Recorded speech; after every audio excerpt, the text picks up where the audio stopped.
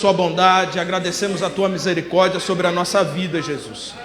Suplicamos que o Senhor, ó Deus, por meio da tua bondade e tua graça, o Senhor nos conduza em meio à tua palavra, o Senhor nos conduza em meio às transformações da tua palavra, e que nós possamos compreender hoje, nessa tarde, Senhor, o que o teu evangelho nos livra, o que o teu evangelho, Senhor, nos protege, Pai, e que possamos corrigir a nossa caminhada, e que o seu nome possa ser glorificado e exaltado entre nós. É o que nós oramos, em nome de Jesus Cristo, nosso Senhor. Amém, amém e amém. Você pode sentar? Bom, hoje, além da nossa série de mensagens, né, nós temos também a apresentação do Nicolas. Esse é um momento ansioso, né? Meu filho hoje vai ser, na verdade não é uma apresentação, né? Hoje vai ser a dedicação, porque apresentado ele já foi, né? Os irmãos já conhecem ele, né? Hoje nós vamos dedicar o Nicolas para que a vida dele seja uma bênção para o Senhor. Mas antes nós vamos conversar um pouco na palavra de Deus. Nós estamos conversando no livro de Gálatas, nós estamos numa série de mensagens intitulada Enfim, Livres. E qual é o significado, ou qual é o sentido dessa nossa série de mensagens? É a gente compreender o seguinte: há um evangelho verdadeiro, há um evangelho falso. E o nosso apelo é que você escolha pelo evangelho verdadeiro. E nós já conversamos na semana passada, falando um pouquinho sobre livres da condenação, onde nós vimos que o verdadeiro evangelho não só nos livra dos nossos pecados, mas também nos tira daquele ambiente de condenação. E o que é esse ambiente de condenação? Os nossos pecados, que fazem separação entre nós e Deus, eles foram limpos por Jesus Cristo, o nosso Senhor, na cruz do Calvário. Por conta disso, o apóstolo Paulo vai dizer: nenhuma condenação há para quem está em Cristo Jesus. Hoje nós vamos caminhar um pouquinho mais, porque na primeira pregação nós vimos que essa carta ensina que o evangelho nos livra da condenação. É isso que nós vimos na nossa primeira pregação. E há uma outra coisa que o evangelho faz, e nós vimos na semana passada também. Ele nos livra da condenação e nos tira do mundo. É isso que o apóstolo Paulo vai dizer, quando ele afirma que o Senhor Jesus Cristo, ele morreu por nós para nos livrar deste mundo mau. Então não é só que o evangelho te livra da condenação, o evangelho também te tira do mundo mau e coloca você no reino de luz e de amor de Jesus. E o que ele faz depois? Ele devolve você para o mundo mau, só que agora no mundo mau você não é mais influenciado pelo mundo mau, você influencia o mundo mau com a mensagem do evangelho, com a transformação que o evangelho fez na sua vida. Hoje então nós vamos conversar um pouco sobre livres do engano. E esse trecho da Bíblia, ele é interessante, dos versículos 6 até o versículo 9 do capítulo 1 de Gálatas. Nós vamos ler ali. Você pode ler na sua Bíblia, você pode ler na projeção. Mas veja como o apóstolo Paulo começa o versículo 6. Admira-me que estejais tão depressa daquele que vos chamou da graça de Cristo para outro evangelho. Eu estou admirado que vocês estejam mudando tão rapidamente do evangelho da graça de Jesus para um outro evangelho, o qual não é outro, senão que alguns que vos perturbam e querem perverter o evangelho de Cristo. Mas, ainda que nós, ou mesmo um anjo vindo do céu, vos pregue evangelho que vá além do que vos temos pregado, seja anátema. Assim como já dissemos, e agora repito, se alguém vos prega evangelho que vá além daquele que recebestes, seja anátema. Veja que essa carta do apóstolo Paulo aos Gálatas, ela segue um padrão diferente das outras cartas do Novo Testamento. Se você lê na sua Bíblia, por exemplo, carta aos Filipenses, carta a Timóteo, carta aos Colossenses, você vai observar que em todos os momentos o apóstolo Paulo, ele faz uma introdução da carta e logo depois ele faz um elogio. Vamos lembrar aqui, por exemplo, Coríntios. O que era a igreja de Coríntios? A pior igreja do Novo Testamento era a igreja de Coríntios. Não sei porquê, né? Mas essas coisas, né? A igreja do São Paulo não dá esse trabalho todo, mas a igreja do Coríntios o negócio é complicado. Eu até estava falando para a irmã Carmen se ela era São Paulina, né? Porque o coração, a pressão sobe, né? A nossa pressão de vez em quando sobe, né?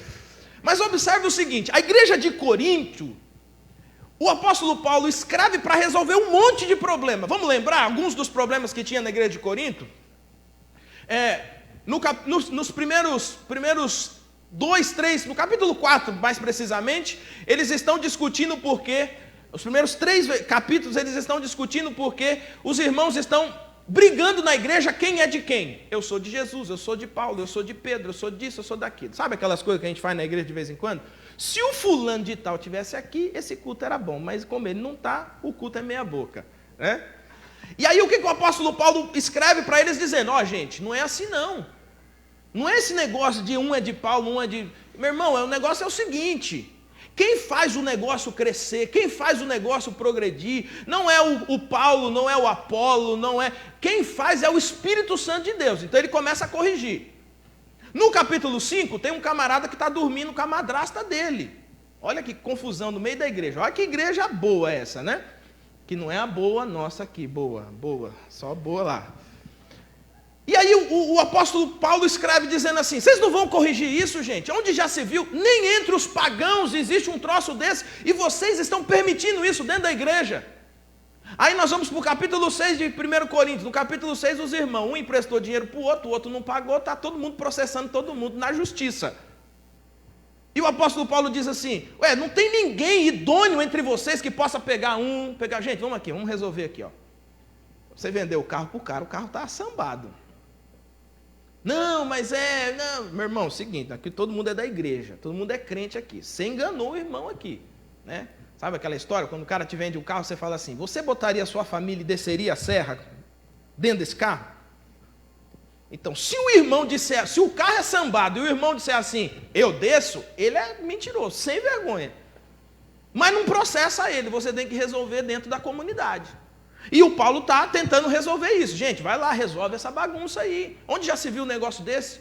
Os irmãos chamando os juízes para decidir uma coisa que o evangelho deveria decidir. Capítulo 7. Capítulo 7 tinha uns irmãos na igreja. Capítulo 7 de 1 Coríntios. Tinha uns irmãos na igreja que o cara não aguentava a mulher dele. O cara estava por aqui com a mulher, cara. E aí ele virou crente, aceitou Jesus e tal. Aí o que ele fazia? Ele ia para a igreja e deixava as coisas dele para lá. Aí quando o pessoal falava assim, rapaz, você deixou sua casa, sua esposa, ele, estou servindo a Jesus, eu agora vivo por Jesus. Pode ler lá no capítulo 7. Aí o apóstolo Paulo vai dizer assim, em primeiro lugar, quem é casado, cuide do que é coisa de casado. Se você é casado, em primeiro lugar, cuida do seu casamento.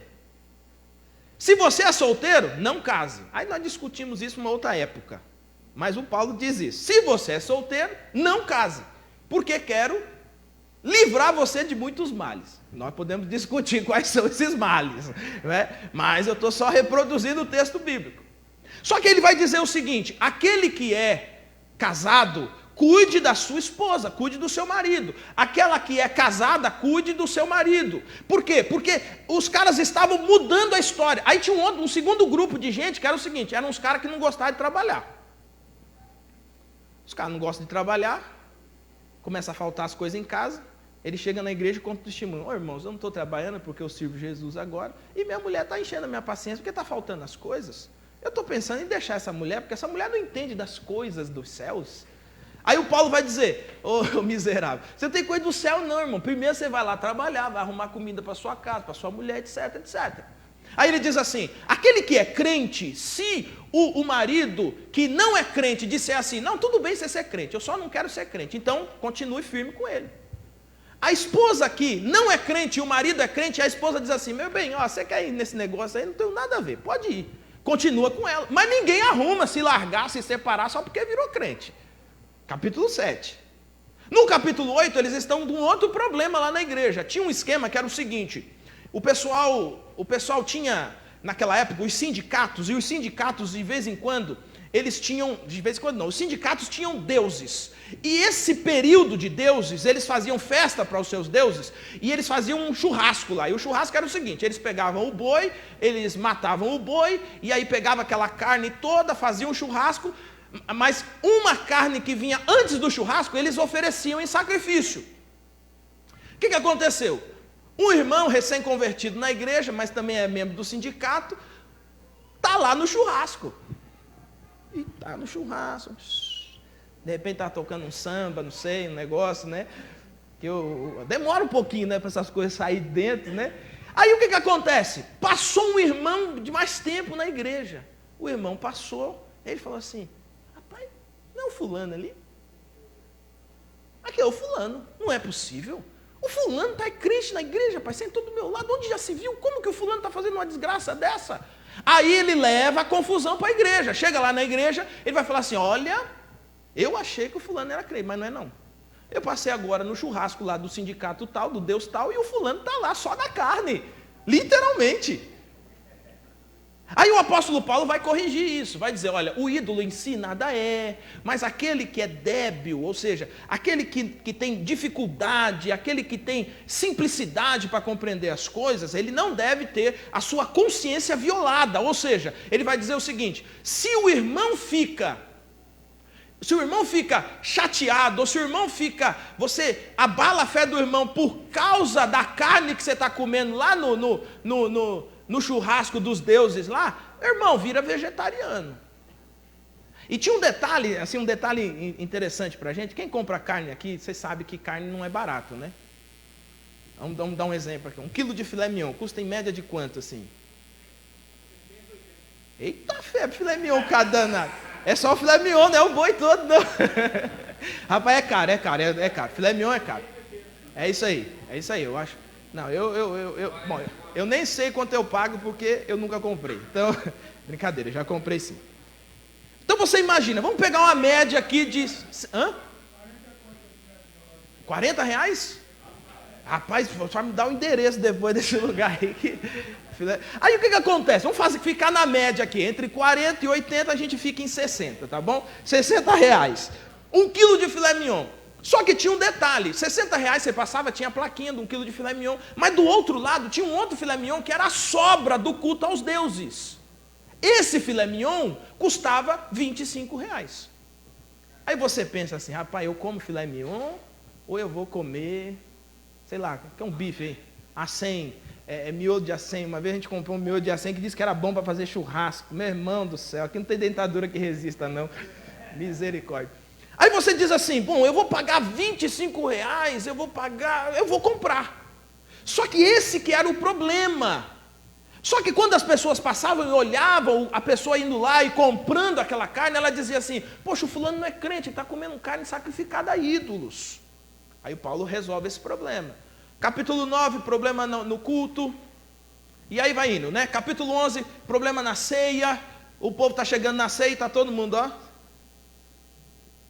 Deixa eu só dar o contexto. O povo chegava na ceia e tinha muitos, o povo aceitava Jesus, o patrão era crente e os servos, os funcionários também eram crentes. Mas quem é que chegava na festa primeiro? O patrão. Por quê? Porque os servos tinham que ajeitar as coisas, arrumar a casa, etc, etc. Aí o que acontecia? Quando os servos chegavam com a farofinha, o filé mignon já tinha ido embora, irmão. Que era a festa do ágape, né? Então, quando os mais pobres iam chegando, o vinho já tinha acabado, porque já estava todo mundo muito alegre, e a boa comida já era também. Aí o que Paulo vai dizer? Olha, quando vocês se ajuntarem para a ceia do Senhor, não é a ceia do Senhor que vocês estão comendo. Isso está uma bagunça, isso está uma confusão. Porque ao invés de vocês comerem em casa, vocês estão vindo comer. E quando vocês chegam aqui para comer, já não tem mais para o pessoal que está chegando. O pessoal mais pobre chegava no fim da festa. E aí o Paulo vai corrigir isso. Lá no capítulo 12, capítulo 12 e capítulo 14, um problema com o dom de línguas. O pessoal que fala línguas na igreja, eles estão dizendo assim que é o dom mais importante, é o dom de falar em línguas. E os outros dons não são tão importantes. Por quê? Porque o dom de falar em línguas é o dom de expressão visível. Os outros dons, a maioria dos dons, eles não são visíveis. E a pessoa dizia assim: eu falo em línguas, viu? Você me respeite, hein? Se me respeitar, eu dou uma saraivada de línguas em você, você vai ver, hein? Aqui eu falo a língua dos anjos. Aí o apóstolo Paulo vai dizer, lá no capítulo 13, o povo usa isso aqui para casamento, mas não tem nada a ver com casamento, né? Ainda que eu falasse a língua dos homens, ainda que eu falasse a língua dos anjos, se não tiver amor e tal, aí a gente usa esse texto, bota esse texto no casamento, ainda, se não tiver amor. Mas o Paulo não está falando de nada de casamento ali. Ele está falando do seguinte, use os seus dons com a predominância do amor. Não adianta nada o Espírito Santo te dá um dom e você usar esse dom para desfazer dos outros, usar esse dom para diminuir o outro. De nada adianta você falar a língua dos anjos se você não tem amor para com a pessoa que senta do seu lado. É disso que trata. Nós bota no casamento, porque é bonito, né? Mas não tem nada a ver. Capítulo 15 tem um problema com a ressurreição. O povo está dizendo que não tem esse negócio de ressurreição. Agora, observe o seguinte. Depois de ter esse cenário todo, fala para mim, é uma igreja? Não, né? Mas abre a sua Bíblia em 1 Coríntios para você ver o que o apóstolo Paulo fala dessa igreja. Olha o elogio que o apóstolo Paulo dá para essa igreja. Vamos lá, 1 Coríntios, capítulo de número 1.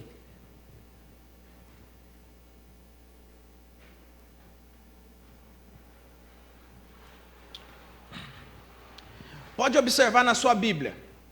O texto vai começar com Paulo fazendo uma saudação. Ele começa dizendo, Paulo, chamado pela vontade de Deus, para ser apóstolo de Jesus Cristo, e o irmão Sóstenes, a igreja de Deus que está em Coríntios, aos santificados em Cristo Jesus, chamados para ser santos, como todos em que todos lugares invocam o nome do Senhor, graça e paz da parte de vós outros. Essa é a introdução da carta. Aí ele vai tratar do assunto. Antes dele tratar do assunto, olha o que ele vai dizer para os irmãos dessa igreja aí. Sempre dou graças ao meu Deus a vosso respeito. Mesmo com todos esses problemas, o apóstolo Paulo diz assim, gente, eu dou graças a Deus por essa igreja existir. Eu sempre dou graças a Deus por... Olha o que ele continua dizendo. A propósito da sua graça que vos foi dada em Cristo Jesus. Por quê? Em tudo fostes enriquecidos. Olha o elogio. Nele, em toda a palavra e em todo o conhecimento, assim como o testemunho de Cristo tem sido confirmado em vós. Versículo 7, de maneira que não vos falte nenhum dom, aguardando vós a revelação do vosso Senhor Jesus Cristo, o qual também vos confirmará até o fim, para serdes irrepreensíveis do dia do nosso Senhor Jesus Cristo. Fiel é Deus, pelo qual fostes chamados, e comunhão de seu Filho Jesus Cristo, nosso Senhor. Olha isso, gente. Ele dá essa introdução aqui, esse elogio, e depois ele vai ter que tratar do cara que dorme com a madrasta, dos irmãos que estão processando o outro, a confusão da carne, a confusão na ceia. Só que tem um detalhe, voltando para Gálatas. Gálatas começa também com um prefácio e uma saudação do apóstolo. Ele vai dizer lá, apóstolo não da parte de homens, nem por intermédio de homem algum, mas por Jesus Cristo nosso Senhor, a todos os irmãos companheiros das igrejas da Galácia, a graça e paz a vós outros, da parte de Deus, nosso Pai, nosso Senhor Jesus Cristo, o qual se entregou, e etc, etc, a quem seja a glória pelos séculos dos séculos. Amém. Versículo 6, ele deveria começar assim, dou graças a Deus pela vida de cada um de vocês. E ele não começa assim. Olha como o apóstolo Paulo começa. Admira-me muito que vocês estejam passando do verdadeiro evangelho para um outro evangelho. Veja que essa carta ela já começa num tom, é um tom incisivo, não tem meias palavras, não tem conversa fiada. O negócio é o seguinte, vocês estão com um problema e eu preciso resolver esse problema. Eu estou admirado, eu estou perplexo, eu estou impressionado que depois de vocês terem sido feitos livres em Jesus Cristo, vocês estejam de novo botando algemas em vocês. É mais ou menos isso que ele está falando. Agora observe o seguinte, a postura que o apóstolo Paulo, ele absorve nesses versículos aqui, é de uma irritação muito grande. Imagina, se eu chego aqui na igreja num sábado, porque assim, quando a gente vai dar uma chamada de atenção na igreja, a gente chama pedindo desculpa, né? Irmão, vocês perdoam a gente, mas a gente tem que fazer isso, porque assim acontece e tal, não sei o quê. Gente, toma cuidado com aquilo, toma cuidado. Aí imagina, eu chego aqui, não falo com ninguém, já entro, subo e falo assim, me admira muito vocês, viu? Vocês aqui chamando de igreja de boa esperança, mas de boa esperança nesse lugar não tem nada. Porque vocês são isso, isso, isso. Imagina, como que não seria, hein? Tem gente que fala, seria uma bênção, pastor. Mas tem gente que fala assim, eu ia embora. Só que a tonalidade do apóstolo Paulo é essa. Ele não faz elogio, ele não fala que está com saudade dos irmãos, ele não fala que a igreja é boa, ele não fala nada disso, ele simplesmente começa dizendo assim, eu estou impressionado que vocês tenham abandonado o evangelho de Jesus e estejam se aderindo a um falso evangelho. Ele começa exatamente dessa maneira. É um tom de irritação, é um tom de perplexidade. E aí, por que o tom de perplexidade? Ele está surpreso. Essa expressão que aparece aqui, me admira muito. Essa expressão que aparece aqui, é como se o Paulo tivesse recebido a informação, e ele dito assim, os irmãos de Gálatas, não pode. Não, os irmãos não fariam um troço desse, não. Isso, na igreja está acontecendo isso? Não pode. E quando ele vai constatar, ele percebe que de fato é verdade. Não, é isso mesmo, está acontecendo mesmo. Então ele senta na... Uma vez eu resolvi que eu ia... Aconteceu uns negócios esquisitos na igreja. E eu fiquei muito nervoso. Porque tem essas coisas, né? Mas eu fiquei tão nervoso, que eu falei assim, hoje eu acabo com esse negócio. Hoje eu dou nome para esses boi tudo. E aí, meu irmão, eu falei, eu vou falar hoje. E assim, parado ali e com raiva. Eu falei assim, eu pego hoje. Esse povo está brincando com a minha paciência. Não dá, é hoje. Eu só esperando a minha palavra. É hoje. Aí, rapaz, teve um momento no culto que uma pessoa chegou para mim, chegou assim no pezinho do meu ouvido, falou assim, pastor, a gente precisava que o senhor fizesse isso. Tipo assim, uma oração importante, coisa do tipo. E aí, eu fui orar, quebrou a minha raiva. Aí, eu até brinquei, né? Com a liderança depois, eu falei assim, olha, eu vou falar para vocês, se eu tivesse aberto minha boca ali, foi um balde de água fria que o Espírito me deu, porque eu ia arrebentar, e já sabendo que eu ia embora mesmo, tranquilo, mas ia fazer um belo de um desabafo. Só que olha o que acontece, o apóstolo Paulo, ele está irritado, não pelos mesmos motivos que eu estava, porque a gente se irrita com coisa de organização, só que o apóstolo Paulo, ele não está irritado por causa disso. A irritação e a surpresa do apóstolo Paulo, ela tem a ver com o conteúdo do evangelho que aqueles irmãos estavam crendo. Uma das coisas que a gente precisa pontuar aqui é o seguinte: a igreja de Gálatas foi plantada pelo apóstolo Paulo debaixo de um sofrimento medonho. Se você lê o contexto, você vai ver o seguinte: o apóstolo Paulo, ele vai para a região da Galácia. Lá na região da Galácia, ele vai ser expulso de uma das cidades, ele vai ser ultrajado em Icônio, ele vai ser surrado. Chega um momento que ele toma uma surra tão grande que aí ele cai como morto. O cara que está batendo nele fala assim: não, morreu, deixa aí. Pegam ele, levam ele para fora da cidade, que era uma humilhação naquela época, para que ele não tivesse nenhum sepultamento, joga ele do lado de fora da cidade e volta. Aí no dia seguinte, ele deu uma descansada, né? Ficou desacordado. No dia seguinte, ele abriu o olho, acordou, levantou e fez o quê? Continuou pregando o evangelho. E dessa pregação surge a igreja na Galácia.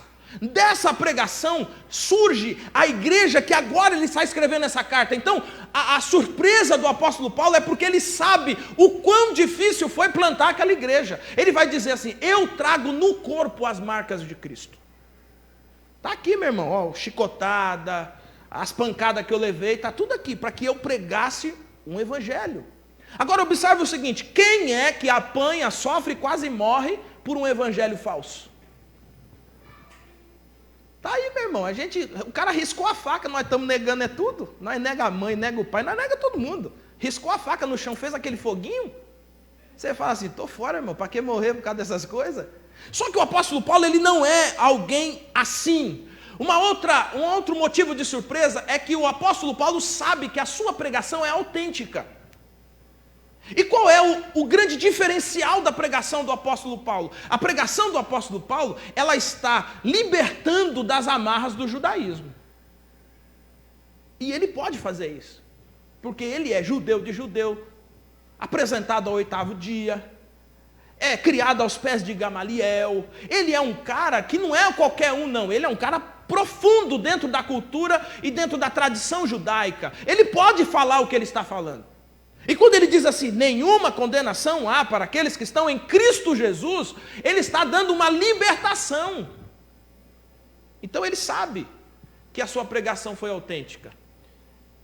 O terceiro detalhe é, os falsos mestres, eles eram mentirosos. Qual era a estratégia que eles usavam? Eles diziam assim, esse Paulo aí, isso aí é picareta. Sem vergonha esse cara aí. Não, esse cara quer dinheiro de vocês. Não se deixa enganar. O que foi? Ele disse para vocês que agora vocês estão livres de Jesus? Que é isso, pai? Conversa fiada esse troço. Sabe por que ele está falando isso? Porque ele quer seu dinheiro. Mas não, o negócio aqui é o seguinte, você pode até ter aceitado Jesus, mas ainda precisa fazer circuncisão, entendeu? Você ainda precisa fazer os rituais judaicos, porque Jesus ele não é maior do que a religião judaica, Jesus é da religião judaica. Só que, veja, é interessante quando a gente, para contar uma falsa, ou para criar uma falsa ideia ou uma falsa doutrina, a gente tem que desfazer da pessoa, né? Então, assim, quando a pessoa tem credibilidade, o que você faz? Você tem que inventar o quê da pessoa? Inventar uma mentirinha. A pessoa, não, porque não, foi o fulano que falou, fulano e tal. Aí você fala assim, coisa do capeta isso, né? Você fala assim, tem certeza que ele é tudo isso? Pum, já plantou a semente na sua cabeça. Você já começa a pensar, será que é isso mesmo? Rapaz, pode ser isso, esse cara está enganando a gente, será? Então, antes de você mudar a mensagem do Evangelho, você precisa desconsiderar a pessoa. Vamos para frente, para a gente caminhar para o fim. Quais são as consequências que o falso Evangelho nos dá? A primeira consequência é o abandono de Deus. Veja o que Paulo vai dizer no versículo 6, ele afirma, admira-me que estejais passando, que estejais deixando para trás, passando para um outro lado, admira-me que vocês estejam passando do Evangelho de Cristo para um outro Evangelho.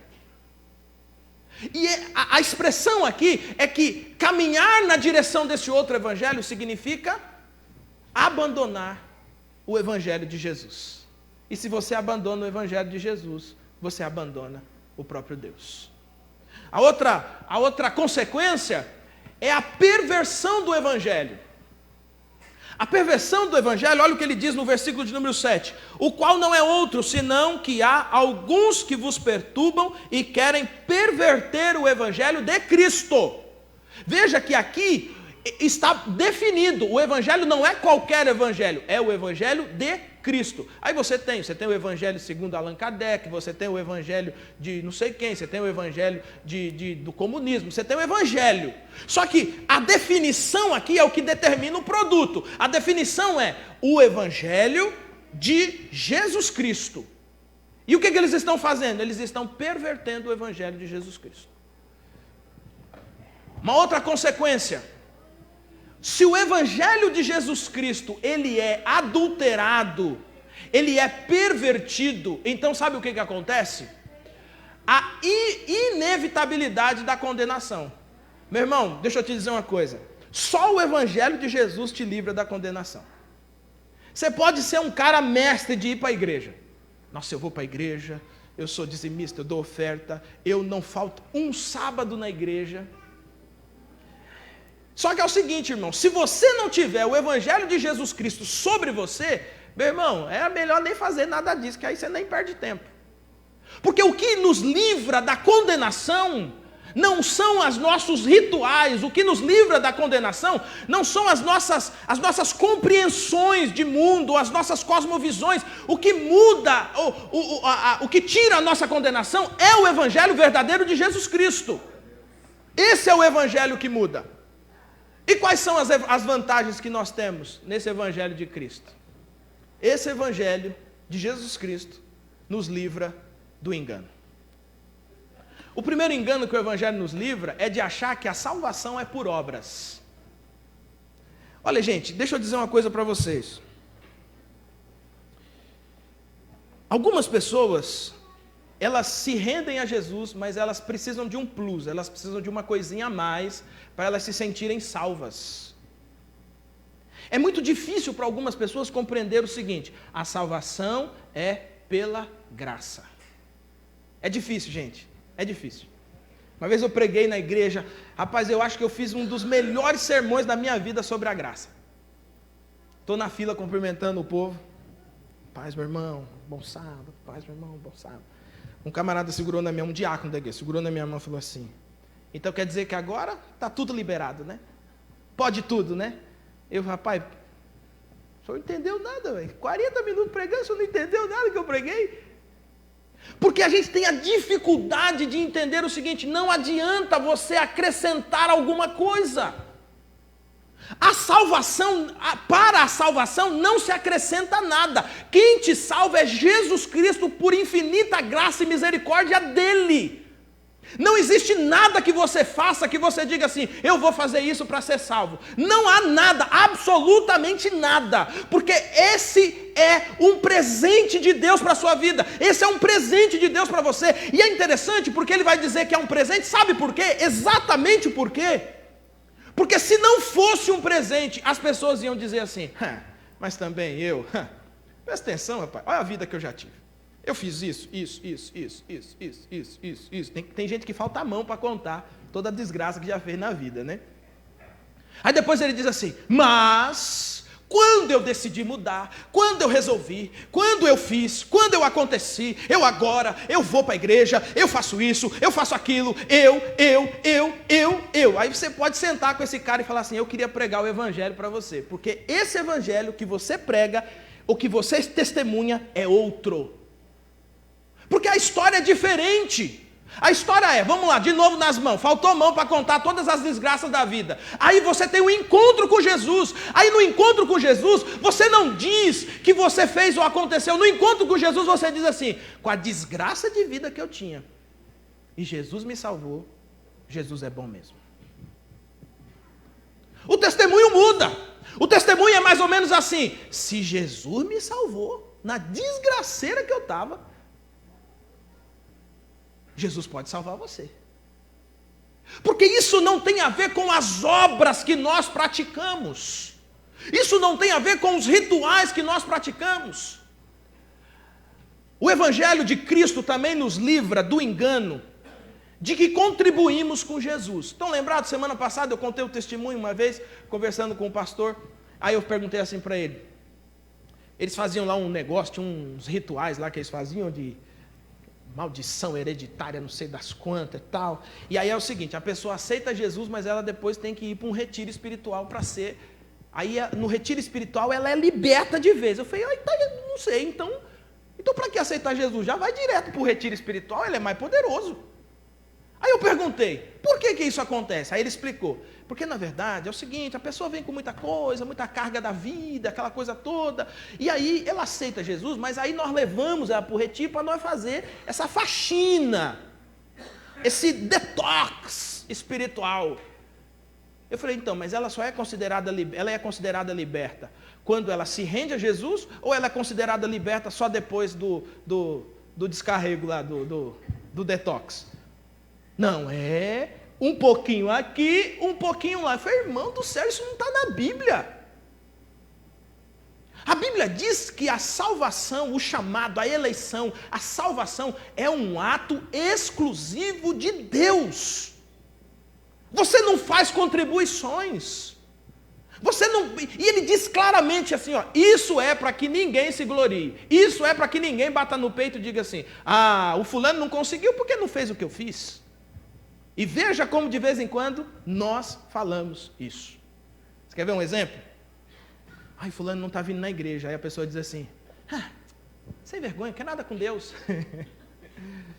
Se você olhar na sua Bíblia, você vai perceber o seguinte: quem quer alguma coisa com Deus? Se você diz assim: o fulano não quer nada com Deus e eu quero, sabe o que você está fazendo? Você está querendo contribuir com a obra de Jesus. A verdade é o seguinte: ninguém quer nada com Deus. Mas por que você está aqui hoje? Por causa da graça e da misericórdia de Jesus, que trouxe você. Por causa da misericórdia de Jesus, que nos busca, que nos encontra, que fala conosco. É a misericórdia e a graça de Jesus que faz isso com a gente. Mas também nos livra do engano do ativismo religioso. O que é o ativismo religioso? É aquela ideia de que quanto mais a gente fizer na igreja, mais sacrifício a gente realiza, e quanto mais sacrifício a gente faz, mais Deus gosta da gente. Vamos orar aqui na igreja? Não, eu quero orar no monte. Mas por que você quer orar no monte? Eu não estou falando que não pode orar no monte, tá, gente? Vamos entender aqui, ó. A pergunta é, por que você quer orar no monte? Aí ele diz assim, no monte o sacrifício é maior. Deu errado.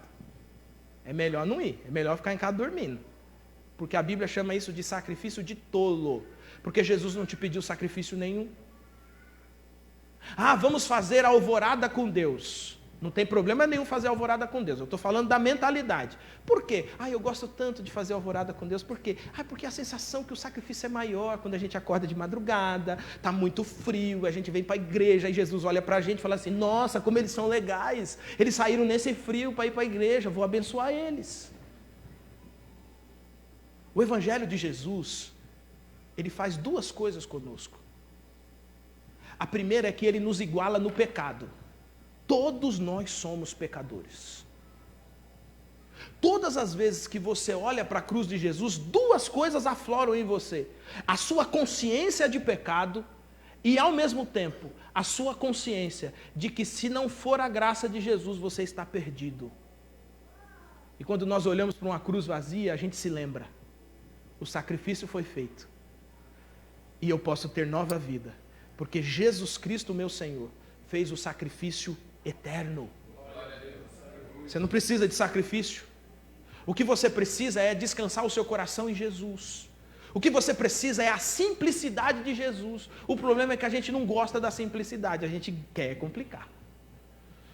O Evangelho também nos livra da escravidão da consciência.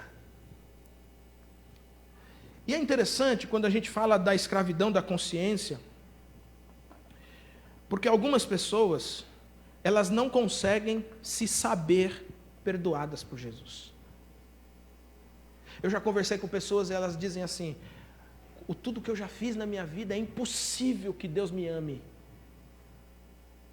E aí você diz assim: rapaz, você é o cara bom mesmo para Deus amar. Porque aonde abundou o pecado, superabundou a graça de Deus. A graça de Deus é um encontro com o inesperado. A graça de Deus é um encontro com aquilo que você não tem direito. A graça de Deus é um encontro com aquilo que é presente. E aí, quando nós somos libertos disso, nós entendemos: eu sou perdoado em Jesus. Estão lembrados quando antigamente fazia aquelas perguntas? Os pastores mais antigos, eles gostavam de fazer essa pergunta. Eles diziam assim: quem aqui tem certeza da sua salvação? E aí ficava um povo assim, tipo: rapaz, se eu levantar a mão, vão falar que eu sou metido, se eu tal e tal. Meu irmão, você precisa olhar para a cruz de Jesus. E quando perguntarem assim: qual é a convicção que você tem da sua salvação? Você aponta para a cruz de Jesus e diz assim: porque lá Jesus Cristo resgatou a minha vida. Mas o que você fez para merecer isso? Eu não fiz absolutamente nada. Ele fez isso de graça. Ele fez isso por própria vontade. Ele me entregou isso como um presente, de tal forma que a única coisa que eu preciso fazer é apenas mergulhar nessa graça, mergulhar nessa bondade, receber essa bondade sobre a minha vida e dizer assim: eu vivi a minha vida sozinho, eu vivi a minha vida caminhando até aqui, mas a partir de hoje eu entendi qual é o verdadeiro significado, e o verdadeiro significado é Jesus Cristo Senhor, que pode fazer uma nova história em mim. O apóstolo Paulo, ele então termina fazendo um convite para nós, e eu quero fazer esse convite para nós orarmos. A primeira coisa é crer em Jesus. Crer em Jesus não é um simples ato intelectual, embora também o seja. Crer em Jesus é descansar numa certeza: certamente Ele fará algo por mim.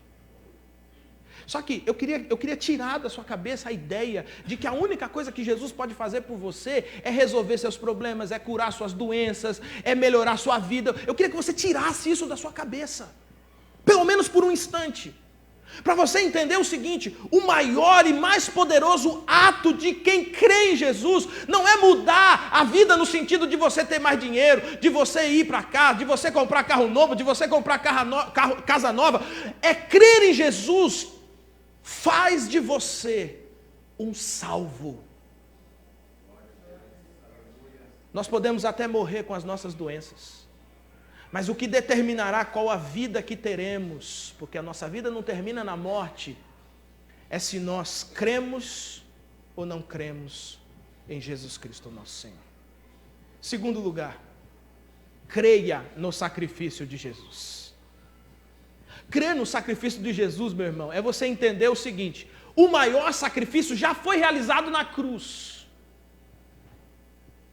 E agora, nenhuma condenação há para quem está debaixo desse sacrifício.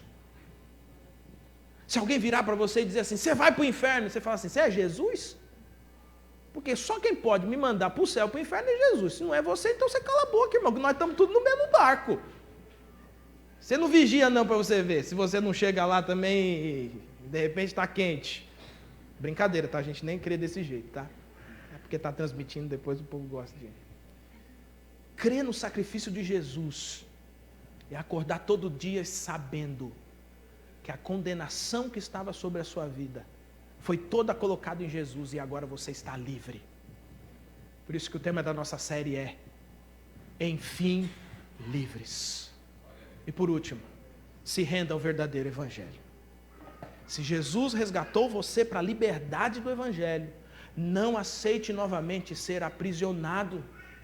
Não aceite outro evangelho, meu irmão.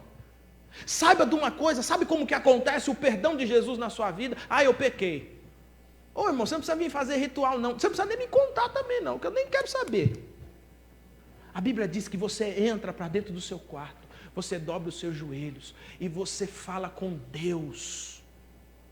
O acesso é livre agora, desde que Jesus fez o sacrifício na cruz, o acesso é livre. Você não precisa de um sacerdote, você não precisa de um intermediário, você não precisa de um bicho, você não precisa de um animal, você não precisa de outro sacrifício. O único sacrifício é Jesus Cristo. Você pode agora falar com Deus, você pode falar com Jesus, diretamente com Ele. Você não precisa de intermediários. Vem aqui. E eu vou fazer uma oração poderosa por sua vida. E você vai ver, porque eu sou aquele que revela o oculto e o escondido. Ô Zé, você não precisa disso não. Você não precisa disso. O que você precisa é de Jesus Cristo e do seu Evangelho. E isso Ele já deu de graça. De graça. Antes da gente orar, uma vez eu estava vindo, saí da igreja, estava voltando para casa aí, de vez em quando, dependendo do horário, eu gosto de ficar ouvindo umas rádios. E aí, comecei a ouvir uma rádio lá, e rapaz, o cara estava revelando, era tudo, irmão. O cara revelava demais, moço. Abriu a Bíblia, para você, texto tal, o Senhor está dizendo isso, isso, isso. E a pessoa começava a chorar. Eu falei assim, não é possível. Tem que ter uma revelação para mim. E eu ali na Mogi Dutra, eu falei assim, eu vou mandar uma mensagem para esse camarada também. Tá dizendo aqui, deu o zap dele, vou mandar. Mandei a mensagem. Mandei a mensagem. Parei e fiquei esperando. Falei, agora eu quero saber, Deus precisa falar comigo. Aí o cara veio, respondeu, varão, servo de Deus e tal. Olha, o Senhor me revelou um negócio aqui. E começou a contar lá a revelação. Eu juro para vocês, juro diante de Deus, que por alguns segundos eu falei assim, rapaz, esse cara está acertando, é tudo. Aí ele falou assim, só que tem um detalhe na sua vida, viu, meu irmão? O detalhe é o seguinte, tem um negócio muito ruim em você, muito ruim. É um amigo seu que fez um troço assim.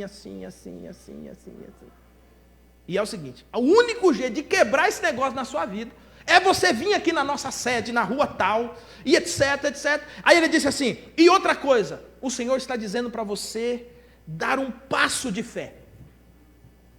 Olha eu já fiz uma desgraceira dessa. Eu fiz logo que eu estava fazendo um estudo de caso. Aí eu falei assim, tudo bem, e qual que é o passo de fé? É o seguinte, nós estamos numa campanha, Essa campanha é Cada Valente R$100. Era um negócio assim, um nome esquisito da campanha. E o rapaz puxando, não estava puxando nem a linguiça mais, que não tinha mais a correia, né? Não tinha dinheiro para nada. Aí eu falei assim, você deixa de ser sem vergonha, rapaz. Você me enganando aqui, rapaz. Parei meu carro para ouvir essa palhaçada aqui e tal. Tum, bloqueou. Você não precisa disso. Se você entrar ao seu quarto, se você dobrar os seus joelhos, se você falar andando, se você falar sentado, deitado, se você falar com Jesus, Jesus te ouve. E Jesus te vem ao encontro. Porque Jesus Cristo, o nosso Senhor, não só ama você, Jesus Cristo morreu por você. E Ele não morreu para que você tivesse intermediários, Ele morreu para que você tivesse livre acesso a Ele. E lembre-se de uma coisa, Ele não está morto, Ele morreu, Ele ressuscitou e agora vive para sempre. De tal forma que não aceite, meu irmão, minha irmã, que você seja novamente oprimido. Você é livre em Jesus Cristo, o nosso Senhor. Eu quero te convidar a se colocar em pé em nome de Jesus. Nós vamos orar nesse momento.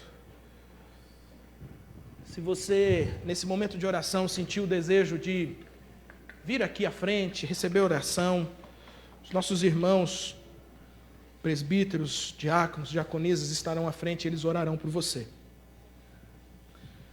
Se você percebe no seu coração uma inconstância, se você percebe no seu coração que você já foi enganado, e você diz assim, eu fui enganado e por isso eu tenho dificuldade de ouvir falar de Jesus, eu tenho dificuldade de ouvir falar do Senhor, porque me enganaram, e você foi enganado mesmo, porque o evangelho verdadeiro de Jesus é sem amarras, é livre. E Jesus morreu para que você estivesse livre. Se Jesus chamou você para a liberdade, não aceite a opressão de ninguém, de pastor algum, de denominação alguma, de estrutura alguma. Não aceite. Simplesmente descanse o seu coração. Simplesmente descanse a sua vida em Jesus Cristo, nosso Senhor. Aquele que morreu por você, aquele que está vivo, aquele que voltará para te buscar, aquele que vive eternamente, aquele que ouve suas orações, aquele que sabe quem você é, aquele que conhece os seus dramas e os seus dilemas, aquele que conhece os seus questionamentos, que sabe quais são as lágrimas do seu travesseiro. Esse é Jesus Cristo que te trouxe para que você seja livre, livre, livre. Se você sentir no seu coração o desejo de receber essa oração, você pode vir à frente, nós vamos orar com você em nome de Jesus. Senhor, nosso Deus e Pai, nós te agradecemos por sua bondade, Senhor. Agradecemos pelo teu evangelho, agradecemos pelo algo extraordinário que o Senhor está fazendo em nós, Pai. Obrigado por tua palavra e por aquilo que a tua palavra realiza, Senhor. Obrigado por aquilo que a tua palavra liberta, Senhor. Nós hoje aprendemos que somos livres do engano, Pai. E nós cremos, Jesus, que o teu sacrifício na cruz do Calvário foi para que nós tivéssemos nova vida. E nova vida temos, ó Deus, e queremos andar nessa novidade de vida, simplesmente porque cremos que o Senhor é o nosso Deus e que o Senhor realizou o sacrifício único, perfeito, sacrifício eterno, ó Pai. Nós te agradecemos, Senhor. Agradecemos pelo teu evangelho. E suplicamos em nome de Jesus que o Senhor ecoe este evangelho, que o Senhor ecoe este evangelho nos nossos corações e que nós sejamos livres, ó Deus, livres de todas as amarras, livres, Senhor, de todas as opressões, Pai, porque o teu evangelho nos faz livres, ó Pai. Nós amamos, ó Deus, a tua palavra. Nós agradecemos a ti por tua palavra. E pedimos que a tua palavra produza efeito em nosso coração. Que a tua palavra produza transformação em nosso coração. E que o seu nome seja glorificado. O seu nome seja exaltado. Para a honra e para a glória de Jesus Cristo, o nosso Senhor. Em nome de Jesus Cristo, o nosso Senhor.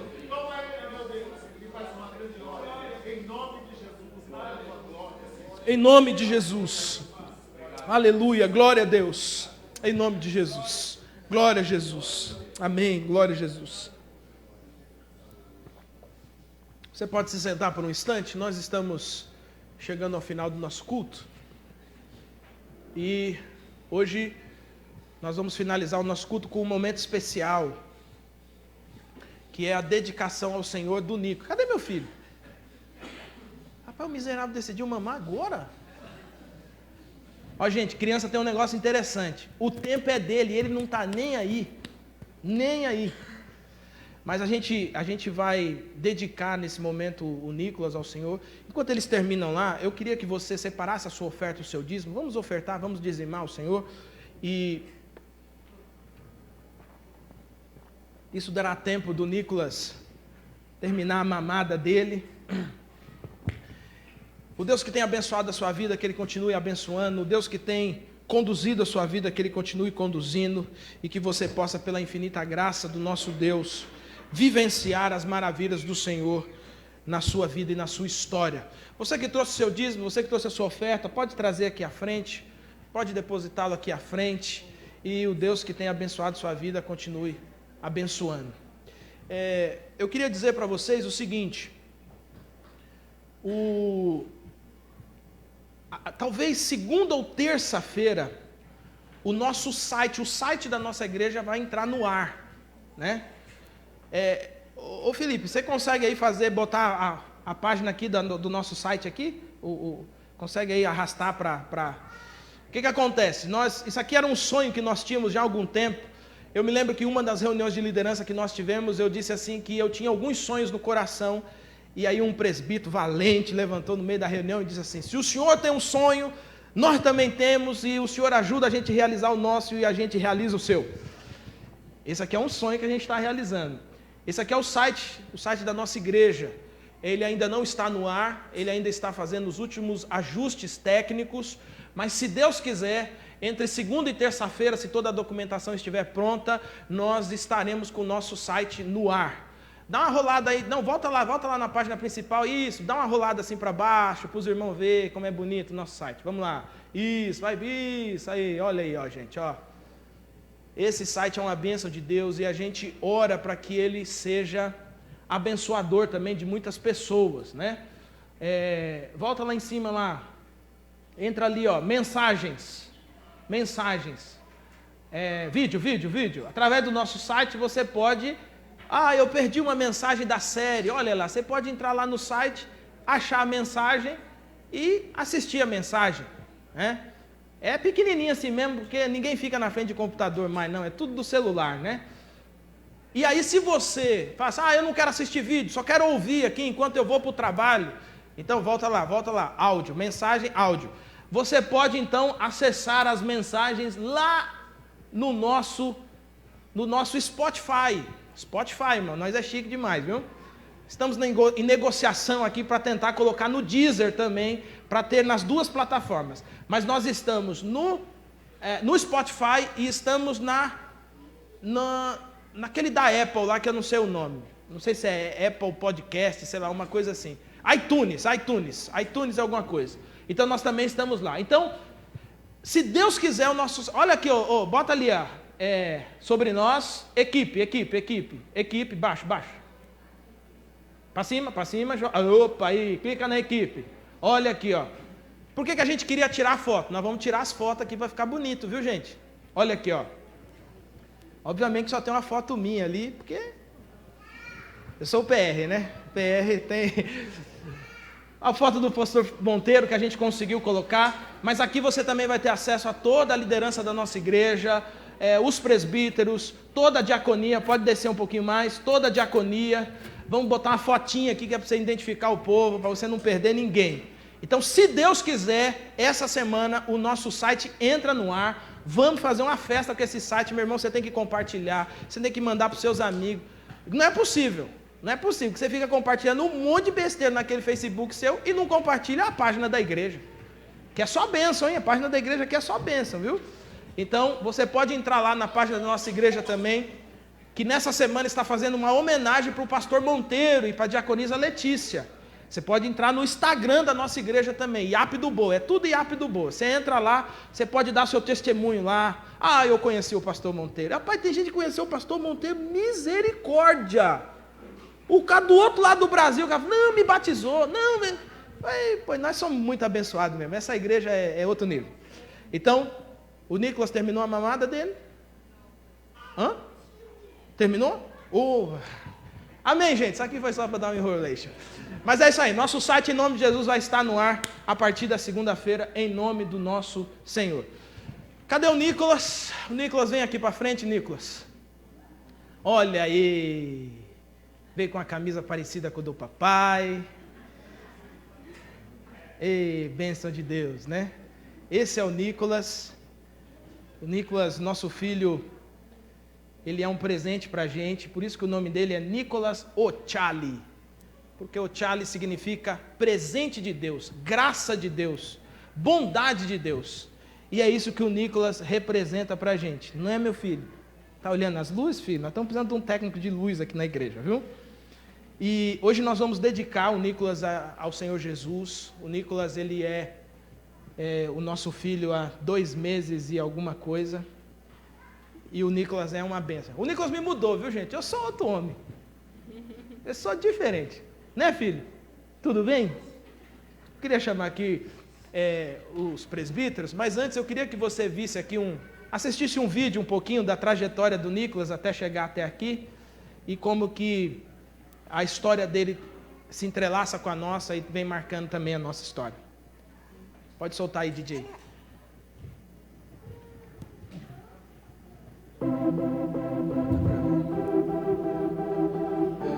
Vem cá, Nicolas, vem ver ali. Vem ver.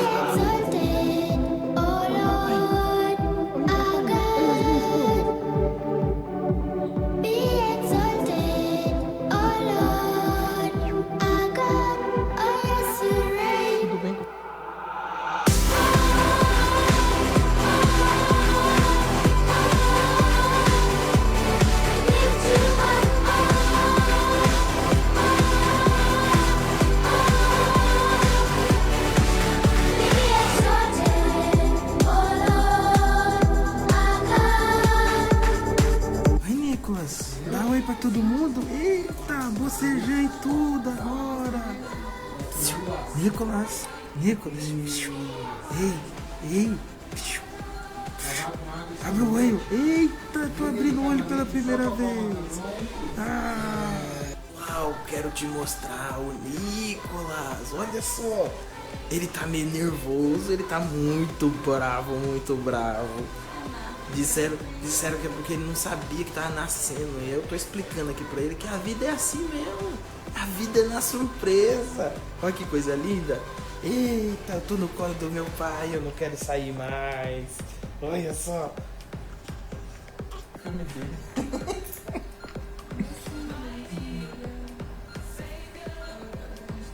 Ei, abre o olho. Eu tô muito bravo. Me tiraram do quentinho, eu tô muito nervoso, muito bravo.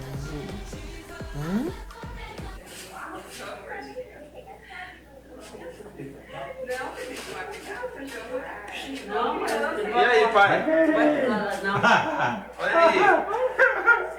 Não chora, fica tranquilo, fica calmo.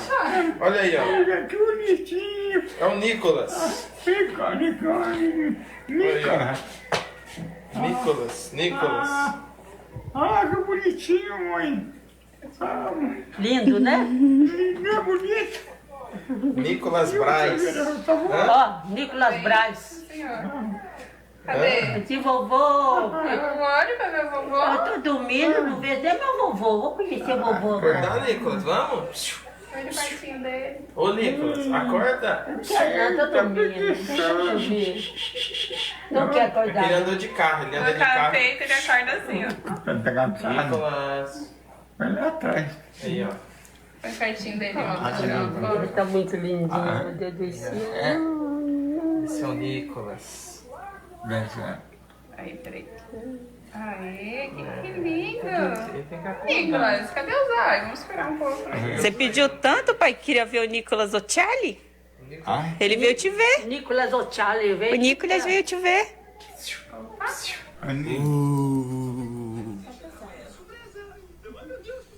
Ei, busca o papai. Levanta, vem cá. Vem, papai, vem. Vem, papai, vem. Papai vai sair. Vai vir com o papai? Vem. Você quer vir com o papai? Hein? Quer vir com o papai? Eita! Vem, vem! Eita! Quer levantar, papai?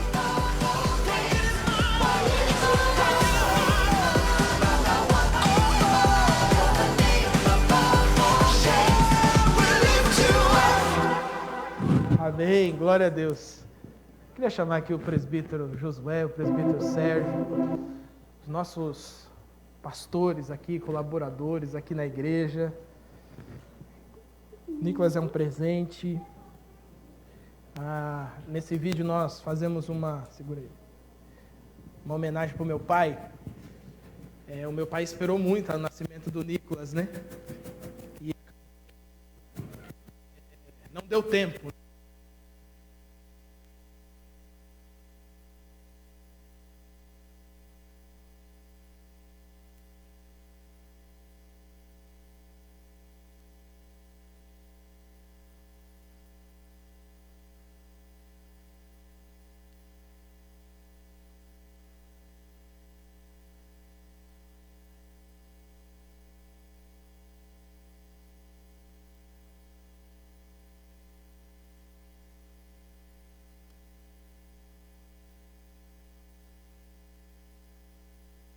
Assim, foi muito interessante.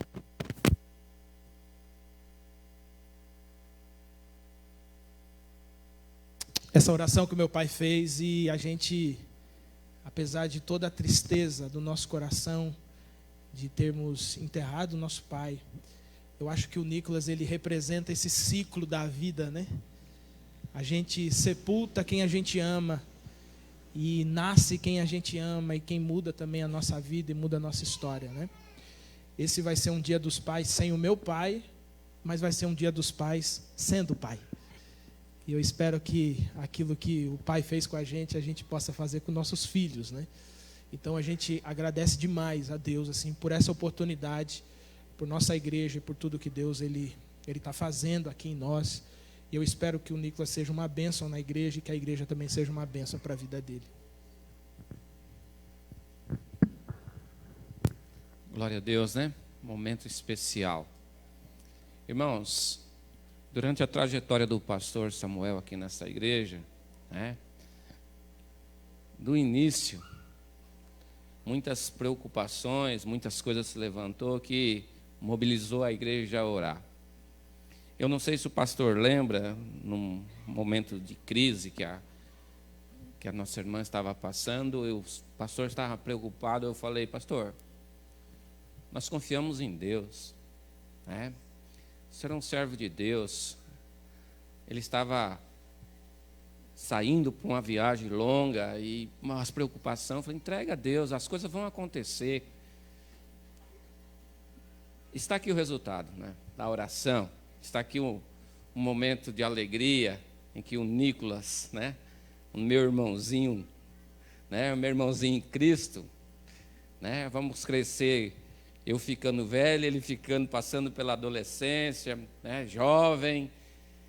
E olha aí, que sorriso lindo. Graças a Deus.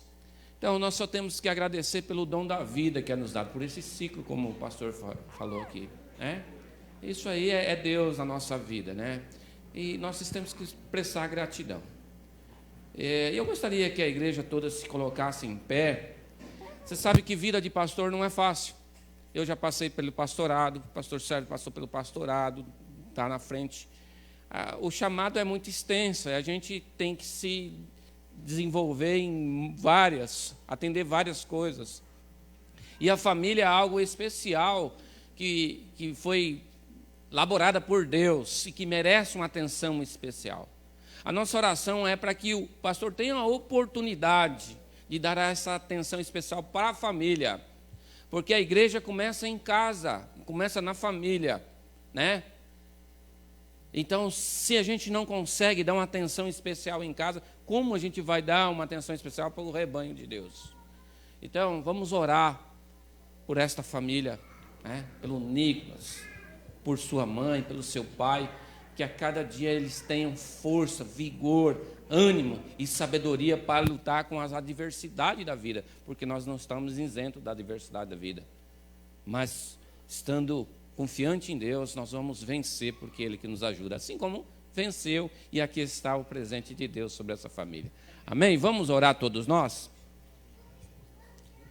Isso. Eu queria convidar aqui na frente a mãe da Verônica, a mãe do pastor Samuel, para vir aqui à frente, né? Vamos participar deste momento especial aqui, né? Daqui a pouco, se os tios, aqui o pastor falando, se os tios que estiverem aqui também quiserem vir, será bom, pode vir, em nome do Senhor Jesus.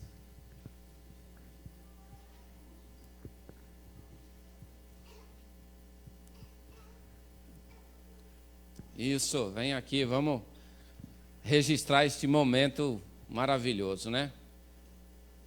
Glória a Deus. Amém. Olha que família grande aqui, a família do Nicolas aqui, já tem uma parte dela aqui, ó. Todos vão ver você crescer, olha como é que ele está me olhando aí. Vai ver você crescer, vão te corrigir, hein, Nicolas? Amém?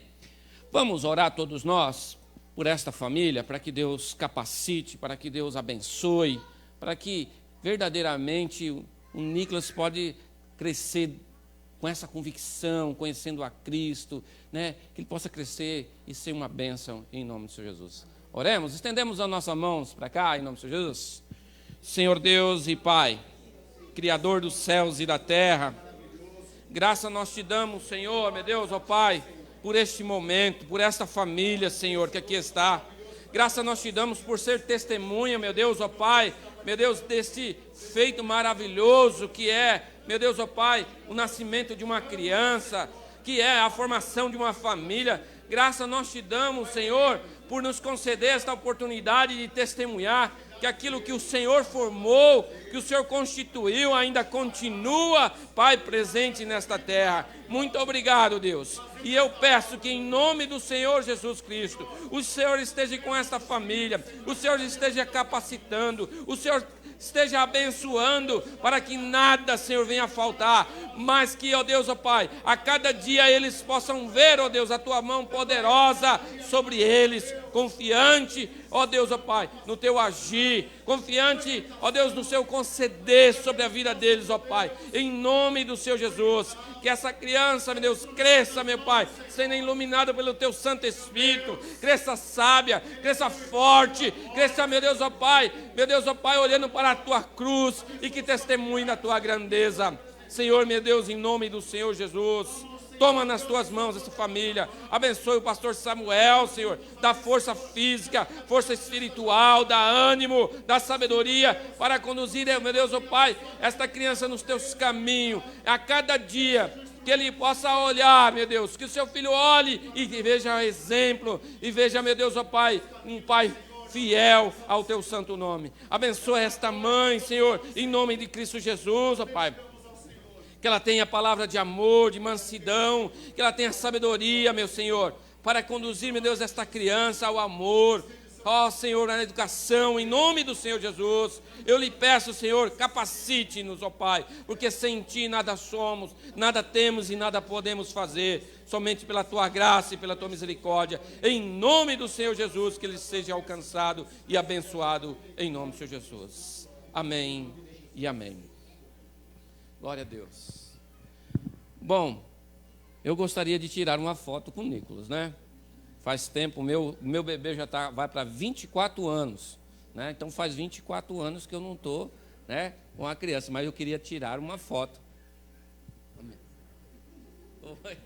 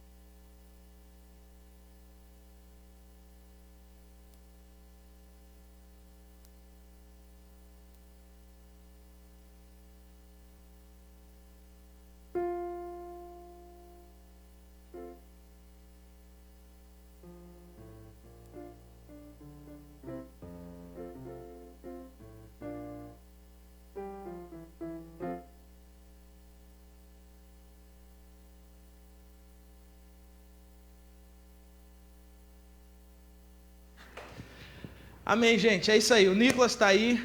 E vocês não me enchem a paciência, meu irmão. Esse menino vai crescer. Esse menino vai fazer uma raiva miserável, que ele já está fazendo lá em casa. E toda vez que esse moleque fizer raiva para você, você se lembra de uma coisa. Enquanto tiver criança fazendo raiva na igreja, a igreja tem futuro. Tá bom? As crianças vão cantar agora.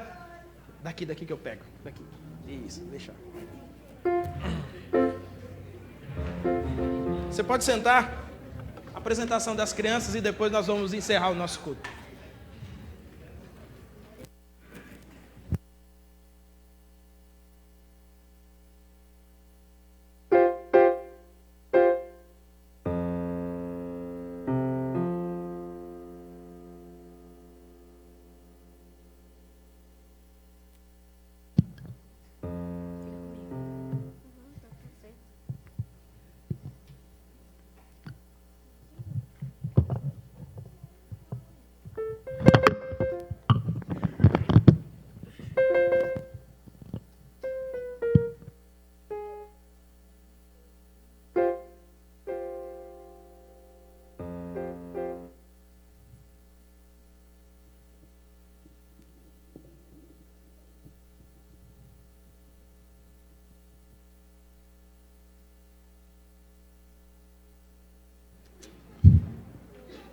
Em homenagem ao nome africano do Nicolas, né? Som.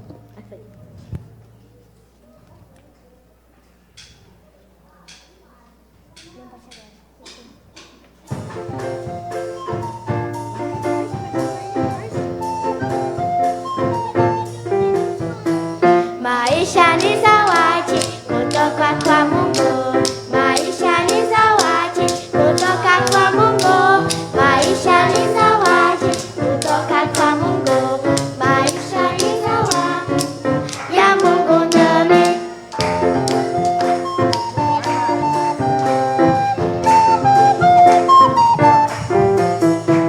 Maisha ni zawadi kutoka kwa Mungu. Maisha ni zawadi kutoka kwa Mungu. Maisha ni zawadi kutoka kwa Mungu. Maisha ni zawadi ya Mungu ndani.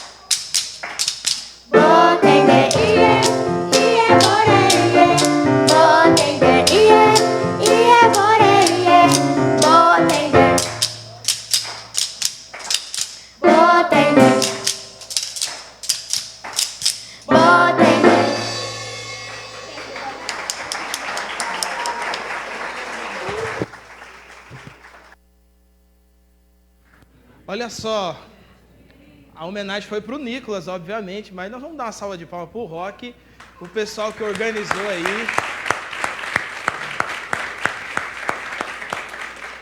Essa música é do Rock, né? Essa música é do Rock. Aí, pai, não é uma benção mesmo, né?